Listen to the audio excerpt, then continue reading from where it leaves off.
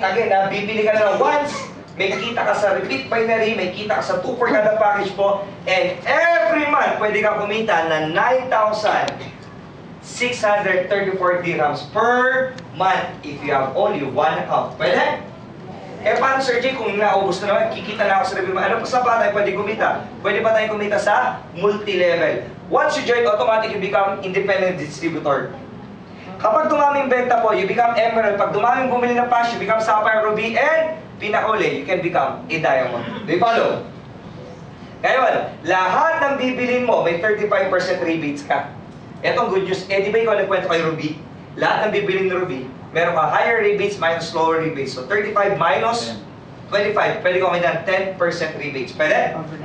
So that's what you call overrides. Sa Sapphire, meron ka 20%. Sa Emerald, meron ka 25%. Sa Independent Distributor, you have 30%. Guys, ito maganda dyan.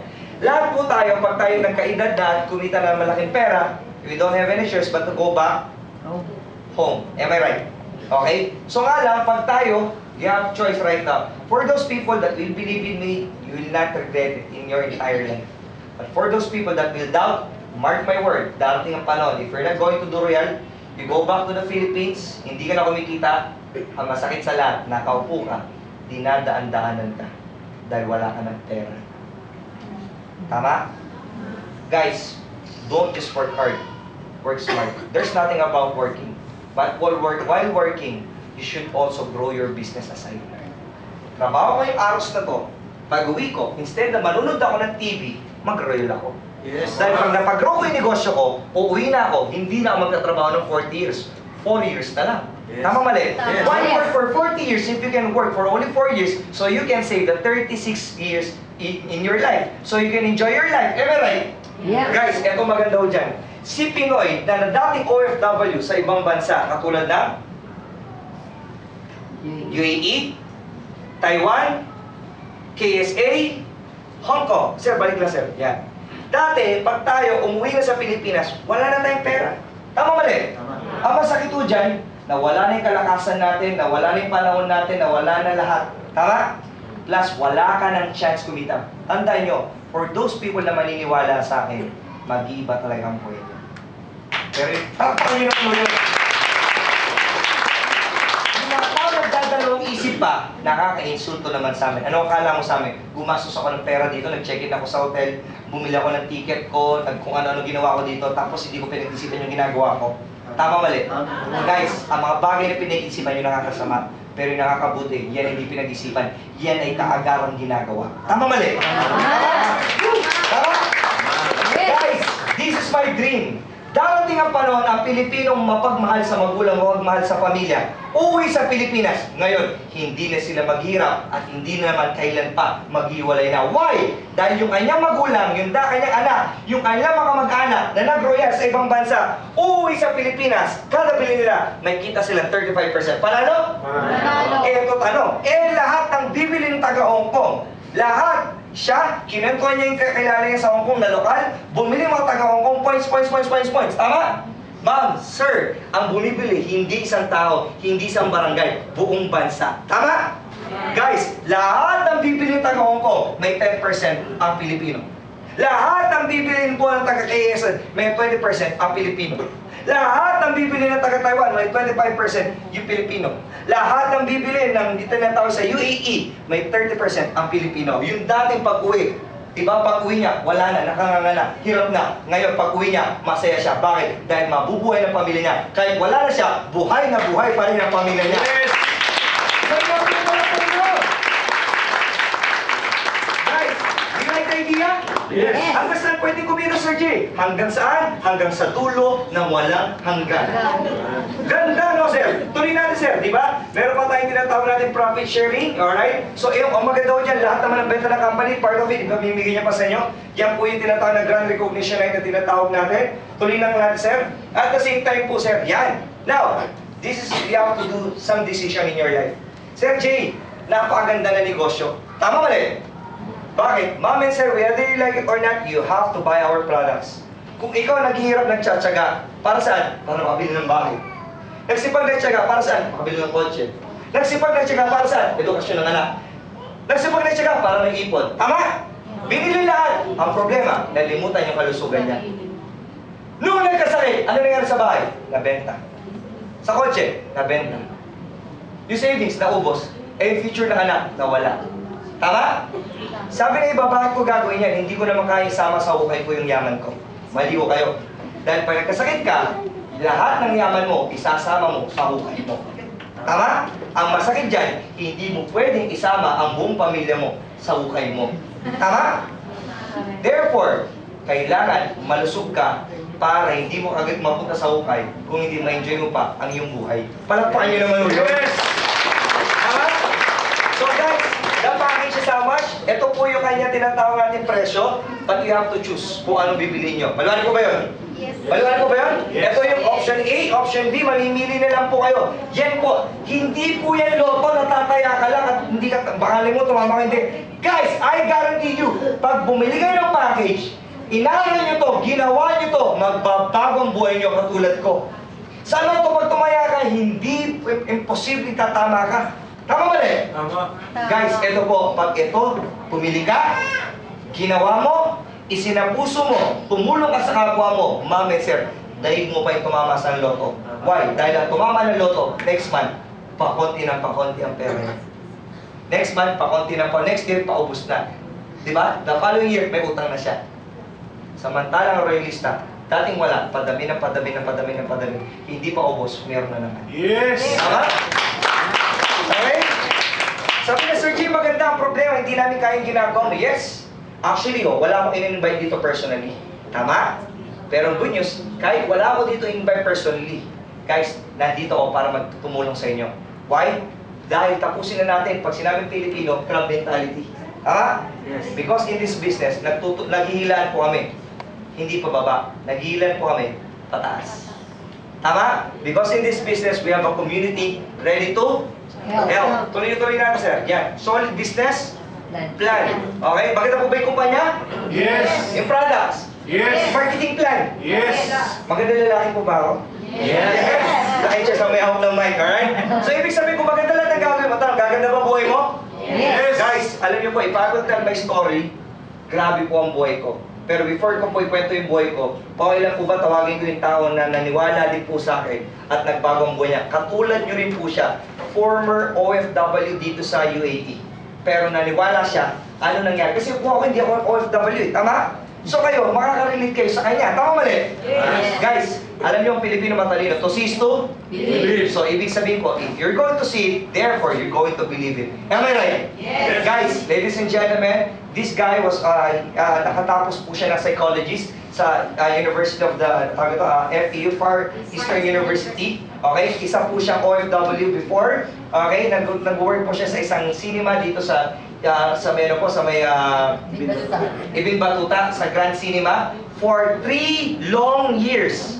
Okay? Hindi siya naniniwala, pero nakita niya rin, wala siyang choice kung hindi maniwala. Why? Kasi nga po, totoo na nangyari.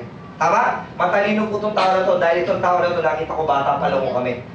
Kumbaga kung ako school bukal, siya po talaga hardworking po. Tama? Kaya mahirap siyang maniwala sa akin, dahil sabi nga nila, pero ang buhay ko nagbabago kasi. Tama mali?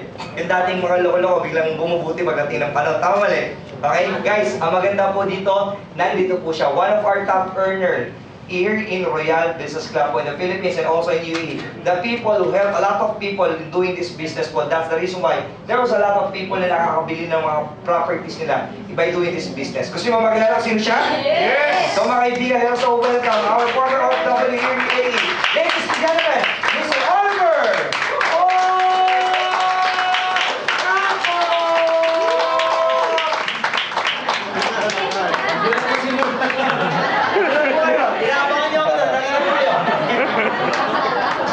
Okay.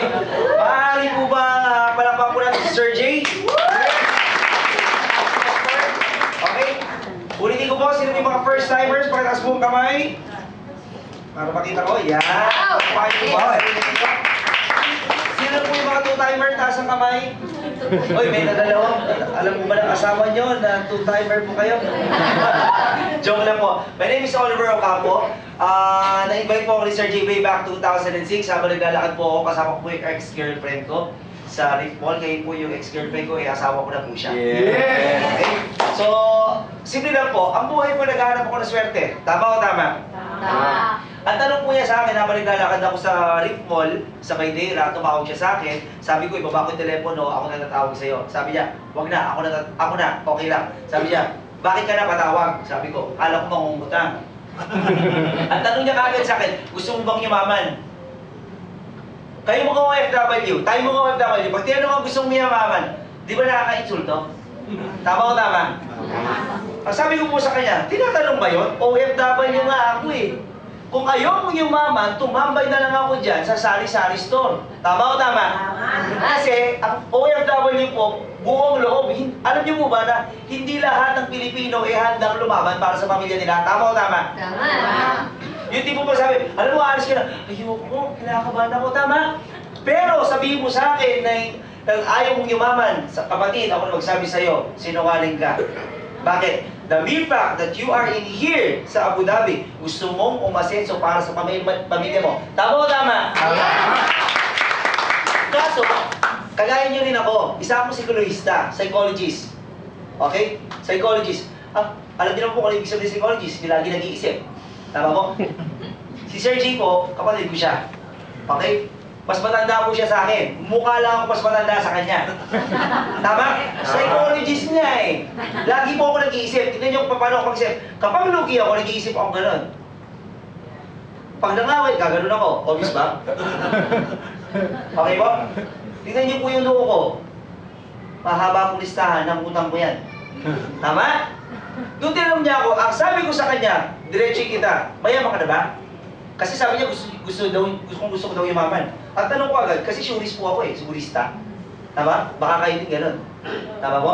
Kasi sabi niya, umuwi ka na sa Pilipinas, gawin natin itong negosyo, asenso tayo. Nagulat po ako. Kasi po, ang sweldo ko po yung 1,570. Sa Pilipinas po, 7,000 lang. Okay? 1,570 dirhams. Pag kinupit niyo po yun, meron akong 18,000 pesos. Monthly. Pwede? Pwede na, 1,570. Tama? Pinagpalit ko na po ang natapos ko, okay po, sa profession ko dito. Nag-work po ako sa Sinan. Pakita ko yung mukha ko sa inyo. Hindi ko po yan tatay, ako po yan noon. Okay po, ako po yung, huwag mo na rin. Ayan po. Ako po yung nagbubukas sara sa pintuan na may kasamang flashlight. Ako po magsasabing ganito sa mga tao. Good morning, good afternoon, good evening, good night. Huwag ka nang bumalik. Bakit? Pagod na ako. Alam niyo po bakit? Umaabot po yung trabaho ko ng 13 hours a day. Ang pinilma ko po 8 hours lang. Dahil po 13 hours a day, kasi pag ako po yung umuwi, tama ako yung nagreklamo, papauwi na ako, sisipain ako sa trabaho. Dahil nandito na po ako, kinain ko na po yung pride ko. Tama po? Tignan po ninyo kung paano kaganda ang buhay ko. Pag umuwi ako, dyan nakasmile ako ha. Tignan po. Pag umuwi po ako sa bahay, tignan yung mukha ko. Nax! Tama? Nakakita na po ba kayo ng kwarto? Isang villa, pumasok pa sa kwarto, pagpasok pa sa kwarto, may kwarto, tapos pagpasok po sa kwarto, may kwarto na may kwarto. Yan po yan. Tignan po ninyo ha, natapos po ako mag-aral, pero ang mga kasama ko, may tato, walang damit, yung isa nag-iisip pa doon, hindi ko alam kung sinong kakatayin niya pagkatapos. Tama? Tama o tama? So bottom line po, tignan po ninyo ha, lahat po yung mga kaibigan ko, okay? Hindi po ako nakakatulog. Hindi po ako nakakatulog kasi nagiinuman sila. Pero para sa pangarap ko, handa kong labanan tong mga to. Tama po? Sabi ko, bata pa lang wala ako, may pangarap na ako sa buhay. Medyo mataas na yung pangarap ko. Alam niyo bakit? Tingnan po ninyo, ako po to. Nakita niyo? Sa lahat ng magkatrabaho ko, ako lang po ang naka-uniform pantulog. Tama po? Yes. Okay? Tingnan po ninyo. Kaso nahuli po kami ng baladiya, bawal po pala tumira doon. Okay, bawal po bachelor. Ano po nangyari sa amin? Natanggal po kami sa trabaho. Natulog po ako sa sinihan. Para sa buhay ko, ako na po magsabi sa inyo, natutulog po ako sa sinihan sa ilalim ng kurtina, hindi ko alam kung kayo na mahulog yung ano, lagi ko rin sinasabi, Panginoon, hayaan niyo muna po akong mabuhay. Bakit? Kasi kapag nahulog po yung isang malaking speaker, wala akong makakaalam kung buhay pa ako o patay na. Kasi ang sinihan po namin sa Ibig Batuta, 21 po yun na malalaki. Okay po? Kumakain po ako ng tirang popcorn, kumakain po ako ng tirang crepe, kumakain po ako ng tirang nachos para mabuhay lang. Andiyan ba kayo? Bigla, alam niyo, everytime kasi nakikwento ko talaga nalulungkot po ako. Nakakalungkot po, pero anyways, tuloy po natin. Ito na po yung mga kaibigan ko. Medyo malalim po kasi pinaghuhugutan ko eh. Para sabihin ko sa inyo, mga OFW, mayroong pag-asa. Okay po? Umuwi po ako sa Pilipinas, nangyari po sa akin, kung ano yung gusto kong mangyari sa buhay ko, pataas ang pangarap ko. Okay po? Ang sabi ko, pag may nagbago sa buhay ko, babalikan ko mga kaibigan ko kasi alam ko hirap ang buhay ng mga to eh. Tama po? Sinama ko po sila. Dati po yun yung mga nakaupan. Tingnan po ninyo ha. Emirates NBD, ang sweldo po niya, 3,000 dirhams, 7 years. Okay po? Nag-part-time po siya, meron po siya 1,110. Pwede. Pwede. Next. Yung po yung nakaupo kanina doon, yung nag-iisip na malalim nag-iisip, kasi po mataas pala yung pangarap din niya. Ang ginawa po niya, nag-part-time din po siya. Pumunta naman po siya ng 816 dirhams. Pwede. 3,000 na sweldo plus 800 dirhams, 3,800 libre na ang bahay niya. Pwede? Okay po. Second check na po niya to. Actually po, nakaka-anim na check na po siya. Okay po? Siya po ang unang kinausap ko. Okay po? Sa aming magkakaibigan. Okay? Tingnan niyo po, thank you Lord, thank you Royal Power. Sabi niya. Okay, alam niyo po bakit? Ang second check po is 5,854 dirhams. Ang sweldo po niya for 7 years, naka-uniform, katrabaho niyo po siya. Okay? 7 years po siya nagtatrabaho, 3,100 dirhams. 7 years. By doing Real Business Club, okay po, sa pangalawang buwan, nakakuha na rin po siya ng pangalawang check niya, 5,854. Pwede. Nakita niyo po yung point? My point is, sabi ko, 7 years mong ginagawa yan. Ito, 2 months mo palang ginagawa, may ganyan ka. Alam niyo po, nakaanin na po siya ng cheque. Sabi ko sa kanya, alam niyo po, napakasarap po na nakakatulong sa kapwa. Alam niyo bakit? Nakabili na po siya ng koprahan. Wow. By only 5 months doing Real Business Club, may koprahan ang tatay niya na hindi mabili-bili. Masaya, napakasaya. Okay, isa pa po. Si Ate Lisa po, taga-Alay. Okay po, nakwento ako po, tatanghaling tapat. Naniwala. Ano po nangyari? July 26, 2012, kumita po siya ng 9,044 dirhams. Okay? Ako po, kumita lang po ako ng 30,000 pesos sa Pilipinas, hindi na ako aalis. Tama o tama? Bakit po? Kasi 18,000 lang po kinikita ko dito eh. Tama? So, kumita po ako ng December 1, 2011, kumita po ako ng 34,000. Pwede. Sabi ko, may Pasko na ako kasi wala akong Pasko sa dito sa Dubai. Tama po? Kasi Pasko po may trabaho. Pero dito po, nabigyan ako ng Pasko, may 34,000 ako. Sino gusto ng 34,000 bago magpasko? Lahat tayo. Tama? Okay. After 1 week po, ang good news, meron po ulit akong 61,000. After 1 week po, pagdating po ng December 15, meron po akong 41,000. After 1 week po, kumita po ulit ako bago magpasko. December 22, 59,000. After 1 week po, kumita po ako ng 55,000. Total checks ko po ng December, dati po, 1,570. Ngayon po, 251,707. Pwede. Nagtuloy-tuloy po ako. Bumalik po ako sa Dubai. Kinuwento ko lahat sila. Kumusta naman ang 2012 ko. Okay po? 2012, July 5, last month lang po. July 5, 2012, kumita po ako ng 108,000. Pwede. After 1 week, kumita po ako ng 341,960. After 1 week, si Oliver Ocampo kumita ulit ng 343,000. After 1 week, kumita po ulit ako ng July 26, 303,000. Tingnan mo yung total 4 weeks checks ko, 1,090,000. Nakaka-inspire po, tama. Alam po ninyo, kung tatanungin mo ako, anong ginagawa ko dito? Nagpapasyal po ulit ako. Hindi na po ako nagtatrabaho sa sinihan ngayon. Okay po? Nagretiro po ako at the age of 28 years old. Pwede. Okay po, 30 years old na po ako ngayon. Pero ba't yet? Bilyonaryo. Yes! Sa mga tao maniniwala, kapatid, dinajing kita, ihanda mo yung sarili mo. Bakit? Kasi handa ang Panginoon na ibigay sa iyo lahat. Amen? Tama po. Sa mga tao hindi naniniwala, kawawa ka naman. Bakit po? Tandaan po ninyo, kaya po ang isip nilagay sa ulo para makapag-isip-isip. Hindi nilagay yan sa paa para alipungahin. Tama po? Marami kayong pinaglalaban. Hindi ko alam kung sino pinaglalaban ninyo. Mamayang gabi, hindi ko alam kung kasama mo yung anak mo. Mamayang gabi, hindi ko alam kung nasa Pilipinas ang anak mo. Tingnan mo. Maaari sabihin mo, hindi para sa akin to. Pero tingnan mo,